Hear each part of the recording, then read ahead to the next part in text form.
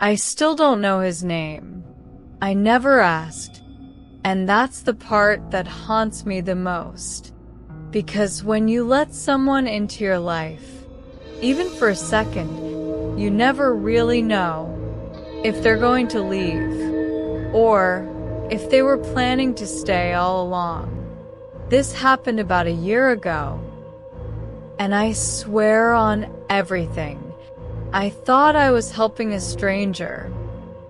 But what I actually did was invite something into my home that never left. It was a Tuesday night.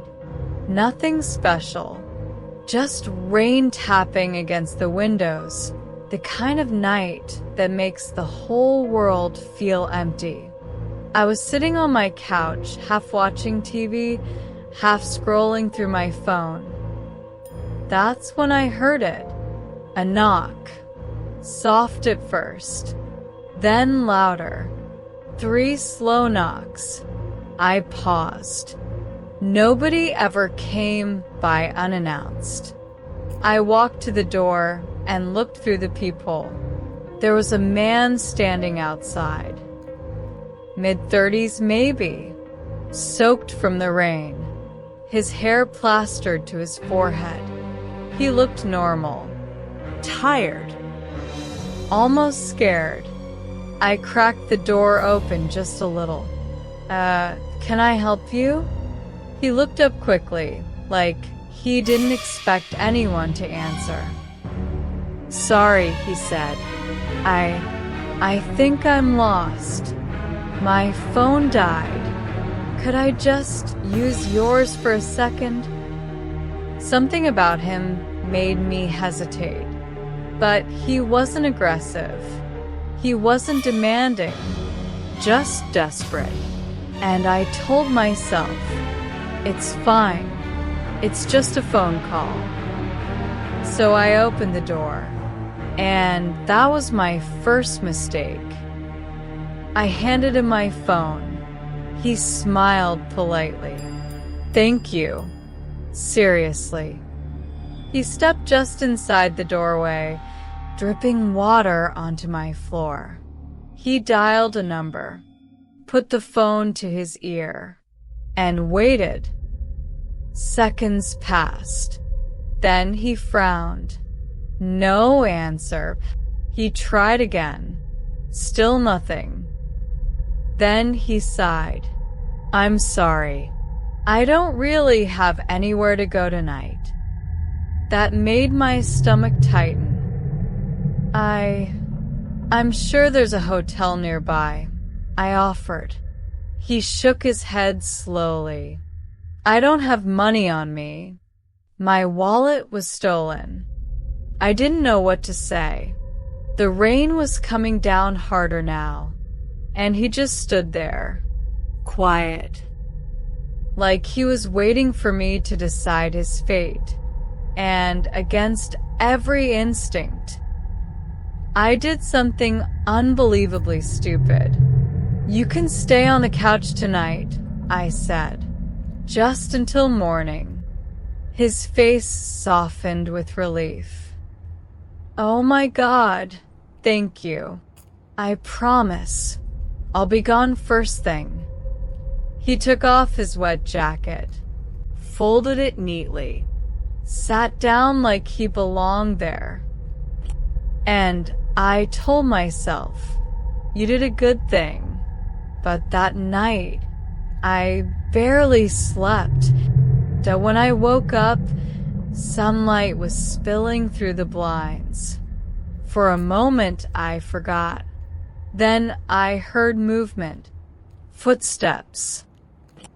I walked into the living room. He was there, standing by my bookshelf, looking at my family photos.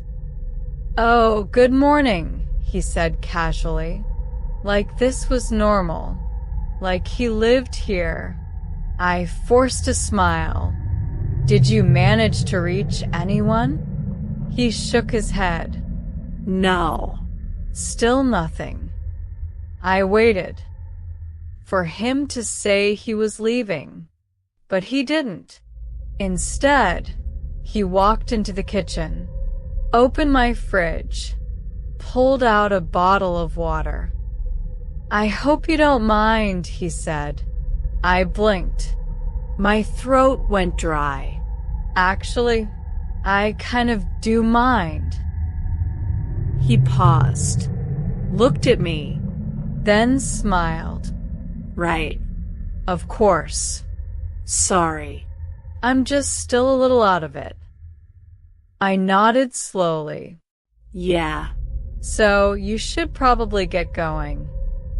He stared at me for a long moment, then said softly, "I will." But he didn't move. Not right away. And something about that moment made my skin crawl. That day he left. Or, at least, I thought he did. By the afternoon, my apartment was quiet again. But something felt off. At first, it was small.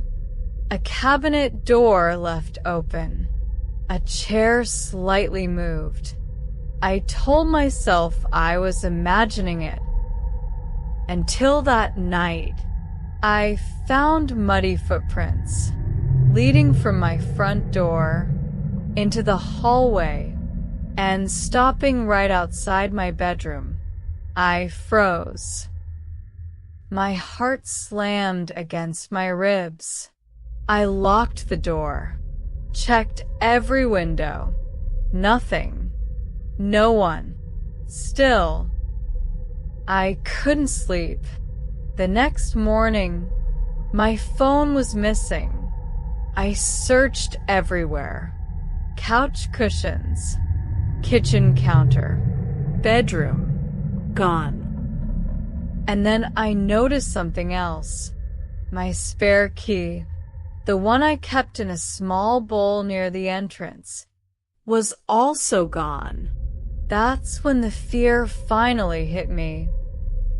Not panic, not shock, just a slow, sinking certainty. He hadn't needed help. He hadn't been lost. He had been looking for something. A way in, that night I called the police. They came, searched the apartment, found nothing. No signs of forced entry. No stranger hiding inside. They told me I was probably stressed, probably overthinking. But as they were leaving, one officer paused. He pointed toward my coat rack. "Ma'am, whose jacket is that?" I turned. My blood turned to ice. Hanging neatly was the stranger's wet jacket. The one he folded, the one I watched him carry out. I couldn't speak. The officer slowly reached into the pocket and pulled something out. A photograph, old, faded, of my apartment building, and on the back, written in shaky handwriting, were 3 words. "I'm still here." That was a week ago. I moved out the next day. New locks, new city, new life. But sometimes, late at night, when everything is quiet, I still hear it. 3 slow knocks on whatever door I'm behind. And I wonder if he ever really wanted my apartment, or if what he wanted was me. Because some strangers don't leave. If you enjoyed this story, make sure to like, subscribe, and comment below. Have you ever trusted a stranger and regretted it?